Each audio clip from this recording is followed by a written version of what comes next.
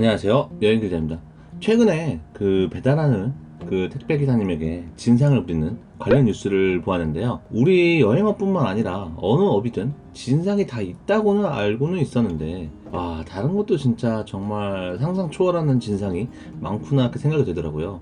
진짜 뭐 간쓸게 뭐 다 내주고 해도 모자라겠구나 생각이 들어요. 저는 대화가 안 통하는 사람들하고는 말을 안 섞는 게 평소에 제 가치관인데요. 비즈니스하고 관련돼서는 그 가치관을 지키기가 정말 힘들더라고요. 뭐 저도 10년 정도 여행업을 하면서 무수히 수없이 많지만 뭐 한 예로 들자면, 동남아를 친구들끼리 여행을 가서 뭐 당일 투어 끝나고 밤에 이제 자기들끼리 뭐 성매매업소 같은 곳을 갔는데, 율랑여왕 뭐 잘 놀다가 막상 2차전을 갔는데 자기가 원하는 스타일대로 안 놀아준다고 새벽에 저희 가이드한테 전화해가지고 통역을 해서 자기 스타일대로 맞춰달라는 놈. 또 술에 너무 취해서 뭐 자기가 율랑여랑 볼일을 다 못 봤다고 다음날 투어하면서 어제 못했으니 오늘 다시 할 거라고 그 똑같은 율랑여를 불러달라고 발광을 하고, 다른 사람에게 너무 피해가 돼서 그러면 불러는 드리는데 화대는 오늘 또 지급해야 됩니다 라고 말씀을 드리니, 뭐 어제 화대를 지급을 했는데 그냥 잠만 자고 못했다, 근데 왜 또 화대를 주냐면서 가이드가 그것도 못하냐고 아주 발광을 하는. 뭐 전날 밤에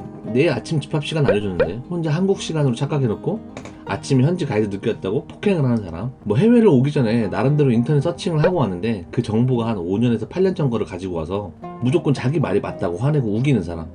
그러니까 잠깐 생각나는 게 이 정도라서 안타깝지만, 사실 이거 이외에도 무수히 많은 이상한 사람들을 봤지만 일을 하면 할수록 이런 사람들이 점점점 늘어나는 것 같은 느낌도 사실 받아요. 많이 받아요. 그러니까 정말 상식 밖의 사고방식을 가지고 있는 사람들이 이렇게 많구나 생각이 들더라고요. 그러니까 저는 그래도 그런 거를 당하면 그날 기분이 어쨌든 분노를 삭히고 나가서 소주 한 잔을 하든지, 아니면 뭐 욕을 실컷 하고 뭐 조금이라도 그러면 좀 숨이 어떤 트이는 느낌이라도 받는데, 현지에서 그 사람을 계속 컨트롤 해야 되는 어떤 가이드나 그 다음에 뭐 인솔자는 여행이 끝날 때까지 얼굴을 계속 또 보고 같이 있어야 하잖아요.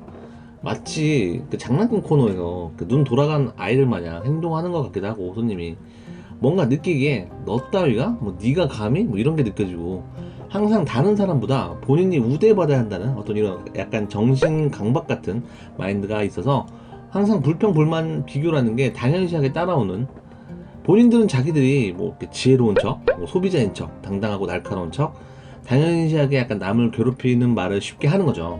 대부분의 이런 사람들이 어떻게든 상대방을 인격적으로 모독을 해서 직원이 흥분해서 실수하길 바라게 유도를 해요. 그래서 그렇게 만약에 그 직원이 실수를 하게 되면 자기들이 컴플레인 걸기 유리한 위치에 놓이기에 컴플레인이 있어서가 아니라 컴플레인 사냥을 목적으로 전화를 하니까요. 뭐 당연히 여행사가 실수해서 손님들이 정당하게 컴플레인 하는 경우도 있죠. 뭐 이런 거는 요즘 시대가 정말 많이 바뀌었잖아요. 그렇기 때문에 일이니까 뭐 그러려니 하고, 설령 이거를 숨긴다고 되는 것도 아니잖아요. 제가 말씀을 드리는 건 손님들의 정당한 불만이 아닌 저런 약간 상식 밖의 행동에도 저희가 상대를 할 땐 일단 뭐 공감을 한다고 말을 하고 사과를 해야 하는 어떤 이런 현실이 너무 힘든 것 같아요. 그러니까 뭐라고 해야 되나, 왜 이렇게 그 슈퍼마리오에서 블록을 두드리면 동전이나 버섯이 나오잖아요. 그러니까 본인 마음에 들 때까지 뭔가 두드려 맞는 느낌? 그러니까 그런 느낌이 들더라고요. 이게 저희 업뿐만 아니라 다른 데도 사실 크게 다르지 않는 것 같아요. 그러니까 일 때문에 제가 그 비행기 탈 일이 아무래도 비교적 많은데 그 비행시간 내도록 잠만 잘 수는 없잖아요. 그래서 간혹 승무원을 멍하게 볼 때가 있는데, 어떤 컵이나 물이나 어떤 서류, 볼펜 등을 이제 건네주고 돌아선 후에 승무원 모습을 보면 사람이 정말 뭔가 지쳐 보인다고 해야 되나? 어떤 사람이 쩔어 보이더라고요. 비행기 안에서 막 착륙 시에 난기류로 인해서 좀 흔들리거나 흔들리게 착륙을 하면 그거 가지고 컴플레인 하는 사람들이 진짜 있더라고요. 진짜 기가 차요. 뭐 내가 비싼 돈 내고 탔는데 뭐 착륙 시에 너무 불편했다더니 이런 거로 니네가 어떻게 보상을 할 거냐. 아이고. 전에 일본전 그 국제선 LCC 비행기가 한 2시간 정도 어떤 사유 때문에 이제 지연되는 걸 봤는데, 당연히 이제 보딩 쪽 직원은 뭐 국토부 방침이나 공정위 규정에 대해서 안내를 똑같이 했겠죠. 근데 그때 손님이 장난하냐, 뭐 내 소중한 휴일의 2시간을 니네가 지금 이렇게 처리를 한다는 게 말이 되냐, 내 계획된 일정이 다 꼬였고 나는 최소 몇백만 원을 보상을 받아야겠다, 내가 예약한 호텔, 교통, 뭐 내 정신적 피해 보상 모든 게 다 어그러졌다, 그럼에도 직원은 어떻든 같은 말을 할 수밖에 없잖아요. 규정에 근거해서. 그랬더니 이제 계속 이제 말이 안 되니까 너 같은 년, 너 같은 새끼랑 뭐 이야기할 수가 없으니 지금 당장 임원급을 불러서 내 앞에 무릎을 꿇던지 내 시간을 보장을 해달라고. 와, 그 인천공항 그 카운터 앞에서 큰 소리로 뭐 소리치면 싸우더라고요. 애도 있는 부부 같던데 대부분 이 항공 규정이 사고가 났을 때 대형 사고이기 때문에 안전이 최우선이거든요.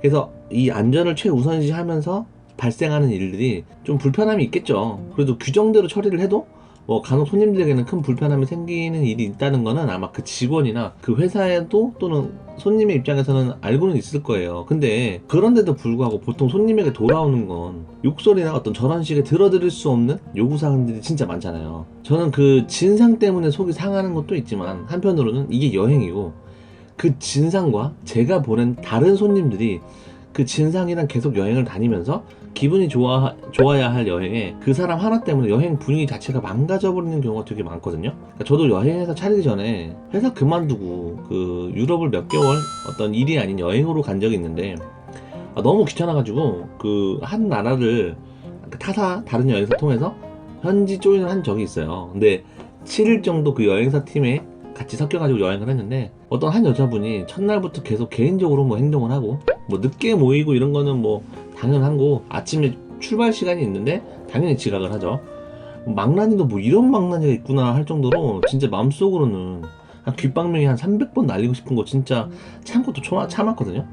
아마 이날 이 여자랑 같이 여행한 다른 사람들은 여행사에다가 아마 대체 너는 어떻게 뭐 손님을 이런 애를 우리랑 뭐 같이 붙였냐 뭐 이런 애랑 어떻게 우리를 같이 여행을 보낼 수 있느냐 아마 이랬겠죠. 뭐 이 사람 때문에 뭐 우리 여행이 망가졌다 하소연이나 컴플레인 엄청 했을 거야 아마 그 여자 때문에. 근데 물건은 엄선할 수 있어도 손님을 엄선할 수는 없잖아요. 점점점 좋게 좋게라는 어떤 이 말이 뭐 어려워지는 것 같아요. 서비스업이 이렇게 힘이 되니까 돈을 받고 하는 건가 생각이 들기도 하고, 아마 저같이 서비스직에 있으신 분은 딱 첫 마디 또는 몇 마디를 해보면 어떤 그런 손님에 대한 감이 오실 거예요. 아, 이 사람 이런 거구나 아마 그렇게 느끼는데, 제 지인 중에 이제 백화점에서 일하는 동생도 있는데 거기도 아무래도 사람을 얼굴을 대놓고 마주하는 곳이라 들어보니 거기도 거의 뭐 천하제일 진상들이던데 엄청 하소연을 하더라고요. 가끔 여기 오는 저 사람들이 침팬지인지 사람인지 구분이 안 될 때가 너무 많다고. 사실 예전보다 어떤 에티켓이나 남을 배려하는 게 나아지는 것 같긴 한데 그럼에도 불구하고 아직 멀었다는 생각이 진짜 많이 들어요. 간단하게 지하철만 봐도 임산부에게 노약자석 앉았다고 소리 지르고 그다음에 화를 내는 노인네도 있고, 지하철에서 뭐 남에게 피해들게 큰 소리로 뭐 떠들면서 남편 욕, 자식 욕, 며느리 욕 지하철에서 진짜 막 소리 지르면서 통화하시는 분도 있고.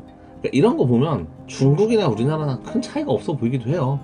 또 진짜 솔직히 말하면 소수의 몇몇 기성세대는 거의 뭐 우리나라 중국인들이랑 큰 차이 없는 것 같아요. 아마 진상 손님의 대부분이 이런 사람이 여행 간다고 예약할 때 나오겠지만 이런 게 싫어서 기술 배워가지고 혼자 조용히 일하면 이런 이상한 사람들 안 마주치고 인정받으면서 살까? 이런 생각도 들고, 아니면 진짜 마음 같아서는 손님들 시험을 치고 합격하면 예약을 받고 싶을 정도로 진짜 이런 생각까지 들더라고요. 한때 너무 많이 시달렸을 때는. 우리나라에 무인 주문 기계 키오스크 많아졌잖아요. 요즘 그 뉴스에 뭐 직원이 점점 없어져서 나중에는 뭐 이렇게 이용을 못하게 되면 어떠나 뭐 이런 뉴스가 나오던데, 저는 한편으로 왜 키오스크가 많아졌을까라는 생각이 들더라고요. 그러니까 뭐 여러 이유가 있겠죠. 하지만 분명히 이런 부분도 있을 거예요. 그러니까 키오스크가 없었을 때 마주치는 진짜 수없이 많은 이상한 사람들이 있잖아요. 근데 이제 그 무인기기 키오스크가 생김으로 인해서 직원들은 더 좋아할 것 같아요. 오히려 적어도 자기가 뭐 주문을 잘못해놓거나 설정을 잘못해놓고 잘못 나왔다고 뭐라고 하진 못하잖아요. 아마 서비스업에 있는 분들은 다 공감하실 거예요. 저도 여행업을 하면서 가끔 정말 좀 심할 정도로 사람에 대한 거부감이 많이 들고 또 한국에 대한 어떤 혐오증도 생길 것 같더라고요. 물론 우리나라뿐만 아니라 어느 나라든 뭐 진상은 다 있고 마찬가지겠지만, 여행업이 서비스업이고 그 다음에 수수료업이지만 저희 업뿐만 아니라 다른 서비스도 어디까지 서비스를 해줘야 하는지 그 인식의 변화가 좀 되었으면 좋겠어요. 그러니까 진짜 업무 외에 시중이나 노예 등을 원하는 것 같거나 그 외의 것까지 지나치게 원할 때는 이게 어떤 뭐 방법이 없잖아요. 진짜 뭐 많이 안타까운 경우가 진짜 많거든요. 이것으로 영상을 마치고요. 여러분들의 일하면서 느낀 진상 케이스나 뭐 진상들을 봤다면 뭐 댓글로도 한번 남겨주세요. 해당 영상을 재미있게 보셨거나 도움이 되셨다면 저에게 힘이 되는 구독과 좋아요, 알림 설정 꼭 부탁드리겠습니다. 감사합니다.